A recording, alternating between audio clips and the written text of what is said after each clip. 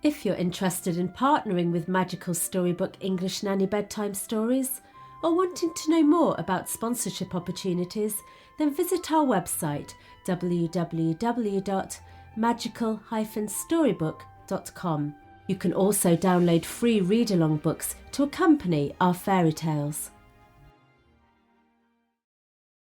Welcome to Magical Storybook, a collection of children's stories from around the world. The Selfish Giant.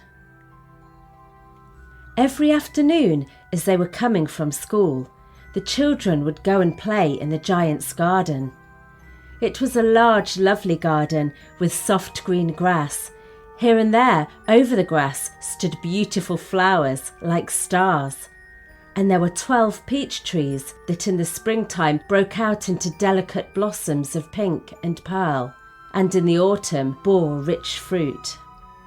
The birds sat on the trees and sang so sweetly that the children used to stop their games in order to listen to them. "How happy we are here," they cried to each other. One day the giant came back. He had been to visit his friend the Cornish ogre and had stayed with him for 7 years. After the 7 years were over, he had said all that he had to say, for his conversation was limited, and he decided to return to his own castle. When he arrived, he saw the children playing in the garden. "What are you doing here?" he cried in a very gruff voice, and the children ran away. "My own garden is my own garden," said the giant. "Anyone can understand that, and I will allow nobody to play in it but myself." So he built a high wall all around it and put up a notice board: "Trespassers will be prosecuted." He was a very selfish giant. Now the poor children had nowhere to play. They tried to play on the road, but the road was very dusty and full of hard stones, and they didn't like it. When their lessons were over, they would wander around the high walls and talk about the beautiful garden inside. "How happy we were there," they said to each other. Then the spring came, and all over the country there were little blossoms and little birds. Only in the garden of the selfish giant, it was still winter. The birds did not care to sing in it, as there were no children, and the trees forgot to blossom.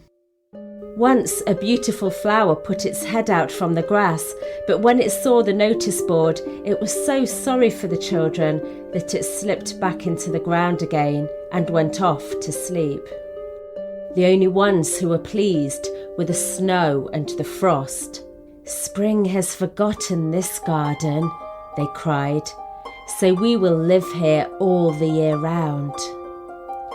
The snow covered up the grass with her great white cloak, and the frost painted all of the trees silver. Then they invited the north wind to stay with them, and he came. He was wrapped in furs, and he roared all day about the garden and blew the chimney pots down. "This is a delightful spot," he said. "We must ask the hail to visit." So the hail came. Every day for 3 hours he rattled on the roof of the castle till he broke most of the slates, and then he ran round and round the garden as fast as he could go. He was dressed in grey, and his breath was like ice. "I cannot understand why the spring is so late in coming," said the selfish giant as he sat at the window and looked out at his cold white garden. But the spring never came, nor the summer. The autumn gave golden fruit to every garden, but to the giant's garden she gave none. "He is too selfish," she said. So it was always winter there, and the north wind and the hail and the frost and the snow danced about through the trees. One morning, the giant was lying awake in bed when he heard some lovely music. It sounded so sweet to his ears that he thought it must be the king's musicians passing by. It was really only a little linnet singing outside his window. But it was so long since he had heard a bird sing in his garden that it seemed to him to be the most beautiful music in the world. Then the hail stopped dancing over his head, and the north wind ceased roaring, and a delicious perfume came to him through the open casement.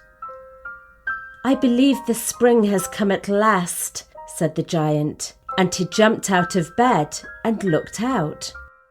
He saw the most wonderful sight.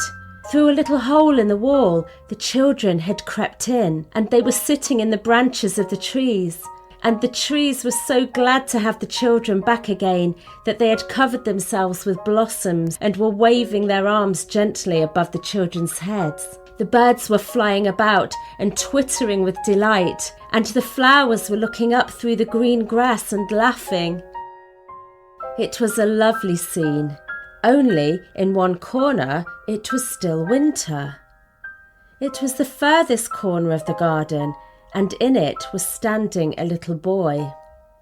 He was so small that he could not reach up to the branches of the tree, and he was wandering all around it, crying bitterly. The poor tree was still covered with frost and snow, and the north wind was blowing and roaring above it. "Climb up, little boy," said the tree, and it bent its branches down as low as it could, but the boy was too tiny. The giant's heart melted as he looked out. "How selfish I have been," he said. "Now I know why the spring would not come here. I will put that little boy on the top of the tree, and then I will knock down the wall, and my garden shall be the children's playground forever and ever." He really was very sorry for what he had done. So he crept downstairs and opened the front door quite softly and went out into the garden. But when the children saw him, they were so frightened that they all ran away, and the garden became winter again. Only the little boy did not run, for his eyes were so full of tears that he did not see the giant coming. The giant came up behind him and took him gently in his hand and put him up into the tree.